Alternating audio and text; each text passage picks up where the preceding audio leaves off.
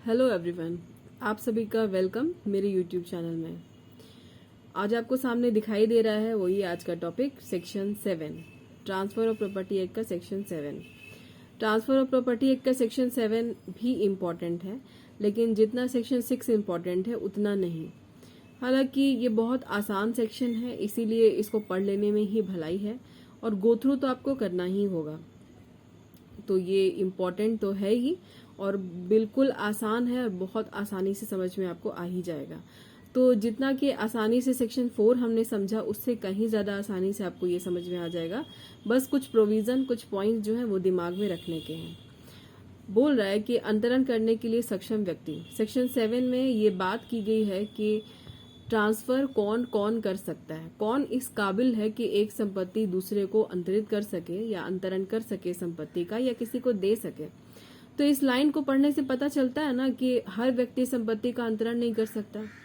हर व्यक्ति का मतलब है कि उसमें कुछ ऐसी बात तो होनी चाहिए ना कानून की नजर में कि वो सही है संपत्ति का अंतरण करने के लिए।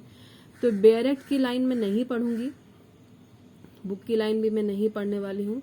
वो आप लोगों के पास में सबके पास अवेलेबल होती है, आप वहां से देख लीजिए। मेरा काम आप लोगों को कॉन्सेप्ट करना देना है और आपकी पढ़ाई को बहुत आसान बनाना है।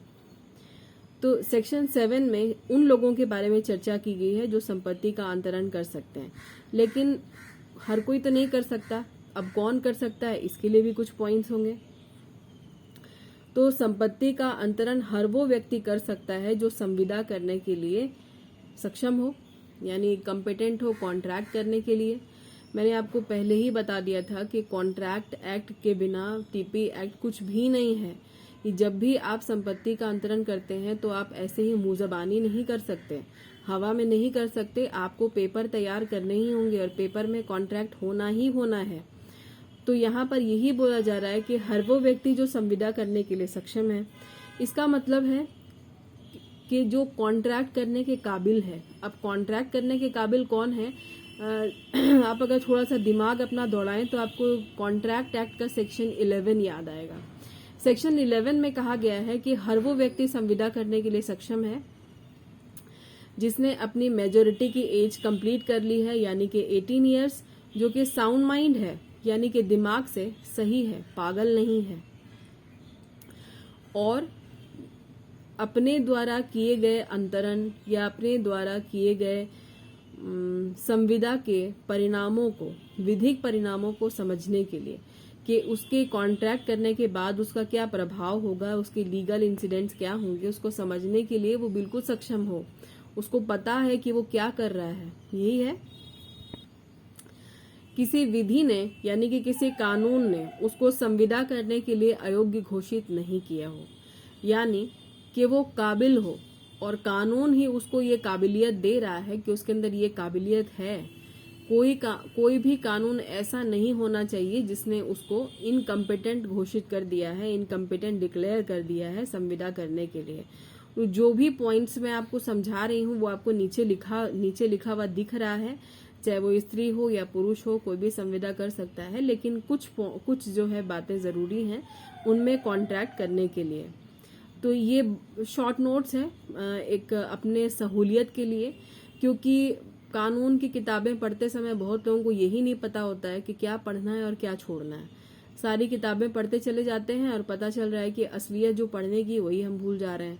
तो सबसे पहले उन चीजों को शॉर्ट कर लेना है जो आपको पढ़ना है, और उन चीजों को किताबों में ही छोड़ देना है जो आपको साइड करके चलना है। तो वो चीजें मैं कॉपी में लिख देती हूँ आप लोगों की सहूलियत के लिए, ताकि आप लोग उतना ही चीज पढ़ें जितना कि आपको एग्जाम पास करने में मदद करवाए। क्योंकि यहाँ हमें विद्वान बन करके प्रोफेसर तो बनना नहीं है, हमें उतनी ही यहाँ पर जरूरत है जिससे कि हम एक नौकरी पा सकें। क्योंकि प्रोफेसर बनना है तो फिर उसके लिए भी यूजीसी नेट करिए चल के, फिर उसके लिए एलएलएम कीजिए, फिर उसके लिए पीएचडी कीजिए। यहाँ तो वो करना नहीं, यहाँ तो हमें नौकरी लेनी है। तो स्मार्ट स्टडी की जरूरत है। मेरा कहने का मतलब ये नहीं है कि आप ज्ञान मत लीजिए, बिल्कुल ज्ञान लीजिए, कि ज्ञान वही लीजिए जो आपको एग्जाम पास कराने में मदद करे। तो ऐसा नहीं है कि आप अपना नोट्स नहीं बना सकते, आप अपना भी नोट्स बना सकते हैं। आप बिल्कुल अपना नोट्स बनाइए, तो आपके लिए और सहूलियत है, आपने कॉन्फिडेंस डेवलप हो जाएगा। लेकिन क्योंकि यहाँ मुझे आपकी हेल्प करनी है और मैंने आप लोगों से वादा किया है कि मैं आप लोगों को कॉन्सेप्ट ही बताऊंगी, तो मैं आप लोगों के लिए तैयार करती हूँ ताकि आप लोग इसको नोट कीजिए और उतना ही पढ़िए ताकि आपका एग्जाम जो है आसानी से निकल जाए। इंडियन मेजॉरिटी एक्ट 1875 का सेक्शन 3 भी यही बात कहता है कि हर वो व्यक्ति जिसने 18 वर्ष की उम्र प्राप्त कर ली है वो कानून की नजर में जो है मेजर हो गया और वो संविदा करने के लिए सक्षम है। अब कॉन्ट्रैक्ट एक्ट का सेक्शन 11 का एक बहुत ही फेमस केस है और बहुत ही इम्पोर्टेंट केस भी है, बहुत बार पूछा गया है। और माइनर के कॉन्ट्रैक्ट में अगर आपको ये केस नहीं पता है तो ऐसा समझ लीजिए कि आपको माइनर के कॉन्ट्रैक्ट के बारे में कुछ नहीं पता है। तो यहाँ पर केस आपको दिखाई दे रहा है, मूरी बीबी वर्सेस धर्मोदास 1903 का केस है। इसमें बोला गया था कि संविदा जो हम लोग एक अवयस्क व्यक्ति यानी माइनर पर्सन के साथ में जो संविदा करते हैं वो वॉइड होती है, वो शून्य होती है। इससे इसको पढ़ के ये समझ में आता है कि वो व्यक्ति जो कि जिसने 18 वर्ष की आयु अपनी पूरी नहीं की है वो संविदा नहीं कर सकता, मतलब संपत्ति का अंतरण भी नहीं कर सकता। और अगर वो ऐसा करता है तो ये वॉइड एब इनिशियो है, मतलब इस तरह की संविदा आरंभ से ही शून्य होती है, वो नहीं कर सकते।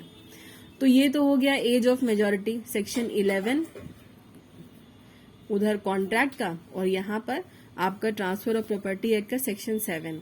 तो एक और बात है कि आपको कोरिलेट करके पढ़ना चाहिए, यानी कि एक एक्ट में अगर कोई बात दी गई है तो वही बात किसी दूसरे एक्ट में कौन से सेक्शन में और कौन से आर्टिकल में दी गई है।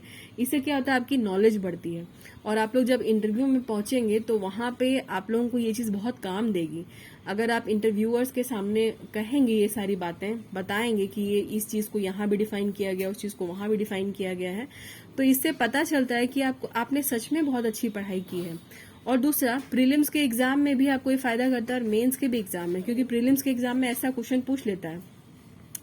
अब जैसे ऑफेंस की डेफिनेशन है वो आपको आईपीसी में भी है, वो आपको सीआरपीसी में भी है। तो ऐसा बहुत बार क्वेश्चन जो है यूपी पीसीएस के एग्जाम में पूछा गया है, एमपी पीसीएस के एग्जाम में पूछा गया है कि ये वाली परिभाषा सीआरपीसी में इस सेक्शन में है तो आईपीसी में कौन से सेक्शन में है। तो वैसे ही यही प्रोविजन जो यहाँ बताया गया है वो कॉन्ट्रैक्ट के 11 में है। अब इसका अगला पॉइंट, ये तो हमने समझ लिया कि वो कॉन्ट्रैक्ट करने के लिए कॉम्पिटेंट वो व्यक्ति होगा जिसने 18 साल की एज पूरी कर ली है, जो दिमाग से स्वस्थ है यानी साउंड माइंड है। दूसरा कि संपत्ति का अंतरण वही व्यक्ति कर सकता है जो कि संपत्ति का मालिक है, यानी मालिकाना हक जिसके पास में है। ये मैं आपको पिछले कई वीडियो से बताने की कोशिश कर रही हूँ कि संपत्ति वही अंतरित करेगा जिसकी वो अपनी संपत्ति है। वो व्यक्ति संपत्ति अंतरित नहीं कर सकता जिसके पास में हक नहीं है, जो मालिक नहीं है।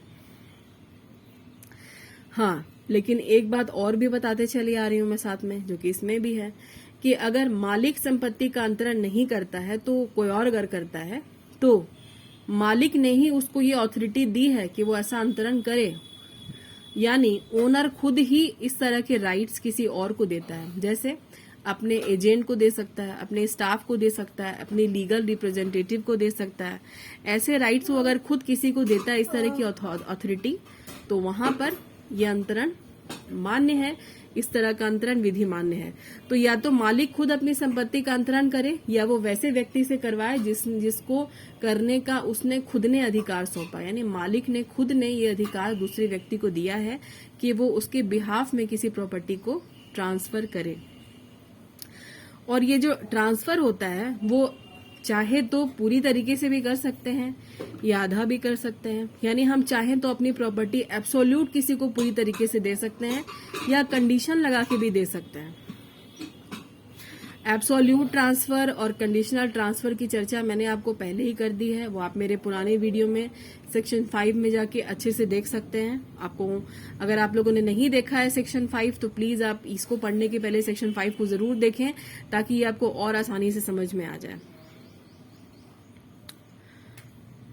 अब इसमें और भी बहुत सारी बातें हैं जो कि आपको यहाँ पे दिखाई दे रही है कि कोई व्यक्ति जो ट्रेसपासर होता है, अतिचारी होता है। अतिचारी और ट्रेसपासर का मतलब होता है कि कोई व्यक्ति बिना संपत्ति के मालिक की इजाजत के ही उसकी संपत्ति में जबरदस्ती घुस के अपना हक जताने लगता है, तो उसको कहते हैं अतिचारी। तो इस तरह का जो व्यक्ति होता है अतिचारी, वो संपत्ति का अंतरण नहीं कर सकता। और ये जो ऑथोरिटी वाली बात है कि अगर हम किसी पर्सन को ऑथोरिटी दे दिए हैं, जैसे मैं संपत्ति की मालिक हूं और मैंने अपने ट्रांसफर करने की जो ऑथोरिटी है वो किसी दूसरे पर्सन को दी, तो ऐसे पर्सन कौन हो सकते हैं? ऐसे पर्सन मेरे लीगल रिप्रेजेंटेटिव हो सकते हैं, मेरे एजेंट हो सकते हैं और ट्रस्टी हो सकते हैं जिसको मैंने इस तरह की प्रॉपर्टी दी है, प्रॉपर्टी के केयर टेकर हो सकते हैं। तो वो लोग भी संपत्ति का ट्रांसफर यहाँ पे कर सकते हैं। तो यहाँ पे बेरेक्ट में जो डेफिनेशन थी वो इतनी ही थी कि कॉन्ट्रैक्ट करने के लिए कॉम्पिटेंट होना चाहिए, 18 साल की एज होनी चाहिए, सेक्शन कॉन्ट्रैक्ट एक्ट के सेक्शन 11 के मुताबिक साउंड माइंड होना चाहिए।